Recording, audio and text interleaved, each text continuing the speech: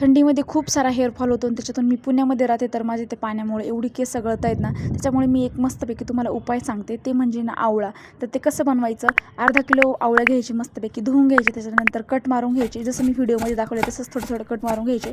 आणि त्याच्यामध्ये आपण 2 गोष्टी ॲड करणार आहे, एक म्हणजे मध, दुसरं म्हणजे मीठ. आपल्याकडे जर का काळी मिरी असेल ते पण आपण बारीक करून त्याच्यामध्ये टाकू शकतो. त्याचा खूप भारी रिझल्ट भेटतो आपल्याला केसांसाठी आणि स्किनसाठी, कारण की स्किन आपली एकदम रुखी पडलेली असते, ती पण एकदम ग्लोईंग दिसते आणि केस तर अजिबात गळती नाही. तर हे मस्तपैकी ना काचेच्या बरणीमध्ये आपण स्टोअर करून ठेवू शकतो, म्हणजे 10 दिवस किंवा आठवडाभर, आणि टेस्टला पण एक नंबर लागतं. असं वाटत नाही का आपण आवळा खातोय. त्यामधून आपल्याला व्हिटॅमिन सी, फायबर आणि कॅल्शियम भेटते, त्याच्यामुळे ते आपल्या केसांसाठी तर खूप भारी आहे. आणि नवीन वर्ष पण चालू होणार आहे, तर तुम्ही नवीन सुरुवात करू शकता, तुमचा हेअरफॉल कंट्रोल करू शकता आणि स्किन पण मस्तपैकी ब्राईट करू शकता. तर ही रेमेडी नक्की ट्राय करा, खूप भारी रिझल्ट भेटतो. आणि आता ही रेडी झालेली, तुम्ही रोज 2 ते 3 चमचे खाऊ शकता आणि मस्त टेस्ट पण लागते.